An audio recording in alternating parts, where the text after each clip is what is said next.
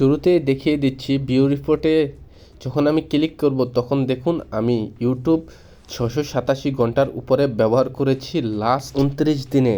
আর আপনারা চাইলে কিন্তু দেখতে পারেন যে আপনারা কোন অ্যাপস কতক্ষণ ধরে ইউজ করেছেন, সেটা আপনারা দেখতে পারবেন। আর এখানে যদি ক্লিক করে দেখুন টপ 5 মোস্ট যে অ্যাপস আছে সেখানের তালিকায় দেখুন ফেসবুক, টেলিগ্রাম, ক্যাপকাট এবং টিকটক, সাথে মেসেঞ্জার। ঠিক আছে, সবথেকে বেশি আমি ফেসবুক লাইটটা ইউজ করছি, বাকি অন্যান্যগুলো তো আছেই। তো আমরা সেকেন্ড পেজে চলে যাচ্ছি। তো সেকেন্ড পেজে এখানে দেখুন 1391 ঘন্টা এই 2024 আমি ইউজ করছি।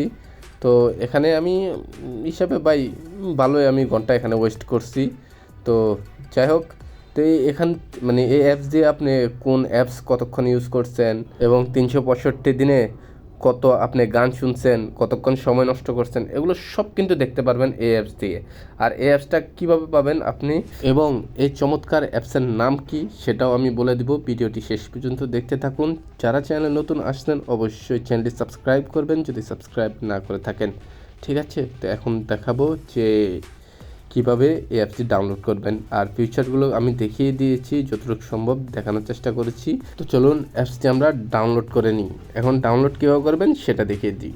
আপনি যদি শুরুতে প্লে স্টোরে এসে থাকেন, আসার পর যদি আপনি টাইম উইশ লেখেন, এখানে যদি আমি টাইম উইশ লিখি তাহলে কিন্তু আমরা অ্যাপসটা কোথাও পাবো না, কারণ এই অ্যাপসটা প্লে স্টোরের অ্যাপস, কিন্তু প্লে স্টোর আপনি এভাবে লিখলে পাবেন না। শুধু আপনি চলে আসবেন আমার টেলিগ্রাম চ্যানেলে, ডিসক্রিপশন বক্সে লিঙ্ক দেওয়া থাকবে, ওখানে আপনি দেখবেন এটার লিঙ্ক দেওয়া থাকবে। আপনারা জাস্ট ক্লিক করলে আপনাদেরকে প্লে স্টোর নিয়ে যাবে। প্লে স্টোর থেকে আপনারা ইজিলি ডাউনলোড করে নেবেন।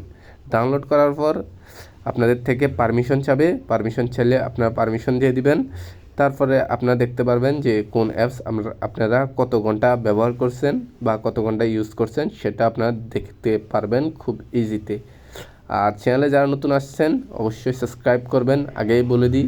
আর এই ভিডিওটি যদি আপনার উপকারে আসে তারপর সাবস্ক্রাইব করবেন, আর সুন্দর একটি কমেন্ট করতে ভুলবেন না। ধন্যবাদ, ভিডিও এতটুকুই। ভালো থাকবেন, সুস্থ থাকবেন, খোদা হাফেজ।